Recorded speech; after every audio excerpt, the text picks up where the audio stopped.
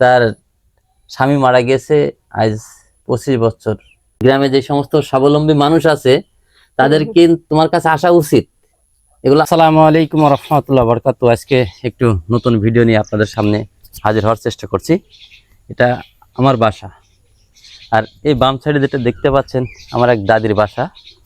আমার সে দাদা অনেক দিন ধরে মারা গিয়েছে, সে কি অবস্থায় আছে সেটাই দেখার চেষ্টা করব। সাথেই থাকুন, আসুন। আসলে প্রতিবেশীর খোঁজ নিতে হবে, আল্লাহ পাক বলেছে, কিন্তু আমরা নিতে পারি না, যেতে পারি না সময়ের কারণে, তবু যেতে হয়, না গেলেও কিন্তু হয় না। দাদি কি হালে বসবাস করছে, কীভাবে তার জীবন কাটছে সেটা কিন্তু দেখতে হবে। এড়িয়ে যাওয়ার কিন্তু কোনো সুযোগ নাই, আপনাকে জানতেই হবে। একা একা নামাজ কালাম করে জান্নাতে চলে যাবেন, প্রতিবেশীর খোঁজ নেবেন না, সেটা কিন্তু হতে পারে না। এই যে আমার দাদির বাসায় চলে আসলাম, দেখি দাদি আমাদের জন্য কি রান্না করছে, কি আয়োজন করছে। দাদির সাথে একটু কথা বলবো। আসসালামু আলাইকুম। ওয়ালাইকুম আসসালাম। দাদি কেমন আছেন? আল্লাহ ভালোই রেখেছে। কি রান্না করেছেন? এখনো করিনি রান্না। হ্যাঁ, এখনো পান্তা ভাত রয়েছে এক হাড়ি। পান্তা ভাত? আরে যা আছে রাত্রি ভাত দিয়েলো কিডা? তুগারে। আচ্ছা, এই ভাত ভাত না কিছু খাইতে ইচ্ছে করছে না। আমাদের বাড়িতে নিয়ে আসো? ওই যে দিয়েলো ধরো। আচ্ছা আচ্ছা, লিপি ডাকতে, দিয়েছে? হ্যাঁ ডাকতে এলো। আচ্ছা আচ্ছা। তো দাদি দাদির তো ওই জায়গাটাই, ওই জায়গাটাই। আচ্ছা, সে যাই হোক, শোনেন, হ্যাঁ দাদির রান্নাঘর কি এটা? হ্যাঁ হ্যাঁ, হ্যাঁ এটা রান্নাঘর, আর এটা হলো টয়লেট, তাই তো? হ্যাঁ। আচ্ছা, কি অবস্থা। অবস্থা মানে দাদির কল কোথায়? কি? কল কই? কল পালে আসে নাকি? কল নেই? আরে, তাহলে তো আপনি তো মনে হচ্ছে যে সেই গাজা অথবা ফিলিস্তিনি বসত করছেন। গাজা ফিলিস্তিনি মানুষ কিভাবে জীবনযাপন করছে আপনি তো জানেন? জানেন? জানেন ফিলিস্তিনি গাজা ওদিকে যুদ্ধ চলছে, জানেন? আমি কাম করে যাই। আপনি কেমন করে জানবেন? ওই এলাকার মানুষ, আপনার মনে করেন যে খাওয়ার পানি নেই, থাকার জায়গা নেই, তাই না খেয়ে খেয়ে কত কষ্ট। মানে খুবই কষ্টে আছে ওরা। একটু বসে কথা বলি, দাদি একটা পার্টি দিলাম, একটু বসে কথা বলতাম। তাহলে দেখ এটাই আসলে আমার দাদির বাসা। আমার বাড়ির পাশেই, কখনো আসলে এভাবে আসা হয় নাই। আজকে দেখতে আসলাম দাদি কিভাবে বসবাস করছে, কি হালে আছে সেটাই দেখবো, আপনাদেরকেও দেখাবো। দাদির সাথে একটু বসে কথা বললে ভালো হয় আর কি।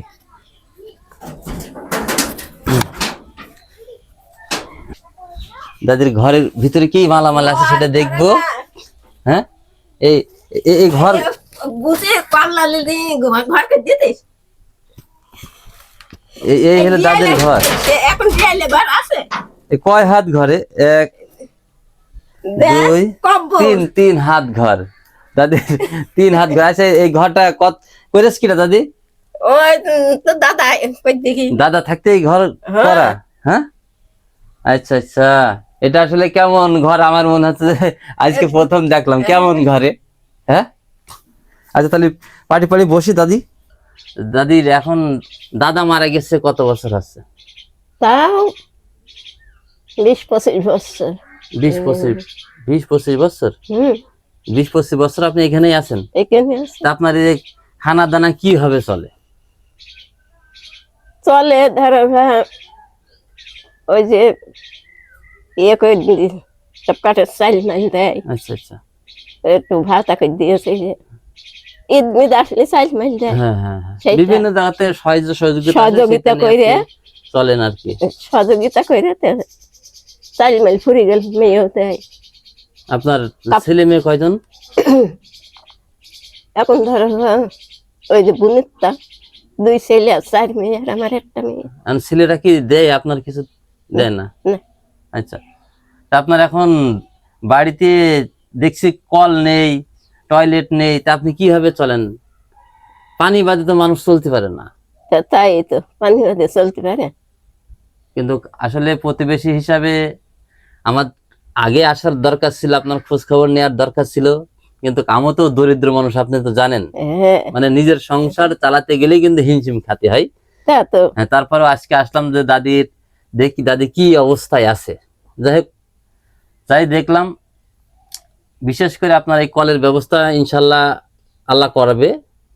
আজকে সবকিছু করার মালিক আল্লাহ, মানুষই হিল্লা। হ্যাঁ, আজকে মঙ্গলবার, যে কল না থাকলে কিন্তু মানুষ চলতে পারে না, অন্তত পানিটার প্রয়োজন। আগামীকাল বুধবার ইনশাল্লাহ আপনার বাসায় কল বসবে, যেভাবেই হোক। হয়তো আমি না দিতে পারলেও হুম। আমার যে সমস্ত লোকজন আছে তাদের হাত পা ধরে হলেও অন্তত কলের ব্যবস্থাটা আমি করব। কথাটা বুঝেছেন? হুম, আর পর্যায়ক্রমে এই ভিডিও করছি আমি, এখানে অনেক বন্ধু বান্ধব আমার আছে, তাই তো। দেশ বিদেশ সারা বিশ্বের মানুষ কিন্তু এই ভিডিও দেখবে। হুম, তাদের কাছেও একটি অনুরোধ থাকলো, আমার দাদির আসলে কলের ব্যবস্থাটা ইনশাল্লাহ আমরা করব। এখানে তার একটা প্রস্রাবখানাও নাই, একটু টয়লেটও নাই, থাকার মতো জায়গায় না। আসলে দিতে গেলে সবকিছুই দিতে হবে। এখানে সে একা জীবন যাপন করছে, এটা আসলে কি বলবো দাদি, তুমি ক্ষমা করে দিও। হ্যাঁ, প্রতিবেশী হিসাবে আমাদের অনেক আগেই কিন্তু তোমার খোঁজ খবর নেওয়া উচিত। আমার গ্রামে যে সমস্ত স্বাবলম্বী মানুষ আছে তাদেরকে তোমার কাছে আসা উচিত। এগুলো আল্লাহর তরফ থেকে তোমার পাওনা, যে মানুষজন আসবে তোমার খোঁজ খবর নেবে, তুমি কেমন আছো না আছো। কিন্তু আমাদের দুনিয়ার মানুষের হিসাবে হয়ে গেছে অন্যরকম, হ্যাঁ অন্যরকম হয়ে গেছে না? তো দাদা কি জমি জাতি রেখে গেছে? না। কিছুই নেই।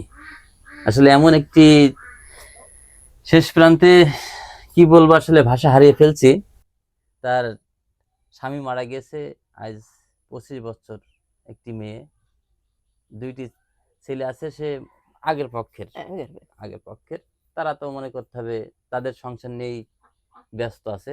অবশ্যই আপনারা একটু সাহায্য সহযোগিতা করবেন, আমরা কলের দায়িত্বটা নিচ্ছি। আপনাদের আসলে দাদির কোনো কিছুই নেই, একটি প্রস্রাবখানা নাই, একটি কল নাই, মানে থাকার মতো ঘরটাই কিন্তু আপনাদেরকে দেখালাম। ইনশাল্লাহ আগামীকাল আমরা কলের ব্যবস্থা করব, দেখি আপনারা কি করতে পারেন।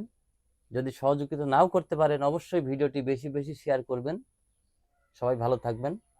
আসসালামু আলাইকুম ওয়া রাহমাতুল্লাহ ওয়া বারাকাতু। দাদি ভালো থাকবেন, দেখা হবে কালকে আপনার সাথে। আল্লাহ ভরসা। ভালো হয় আপনার কলটা কোন জায়গাটায় বসালে ভালো হয়?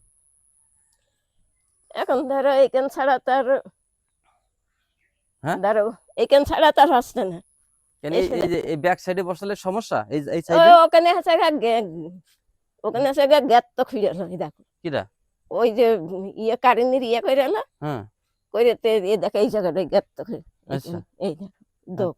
তাহলে এই এক সাইডে হোক, কল ভালো হবে না?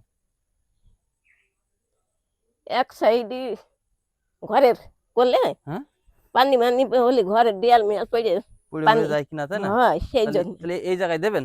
হুম, হ্যাঁ, হ্যাঁ এই যে এই জায়গায়।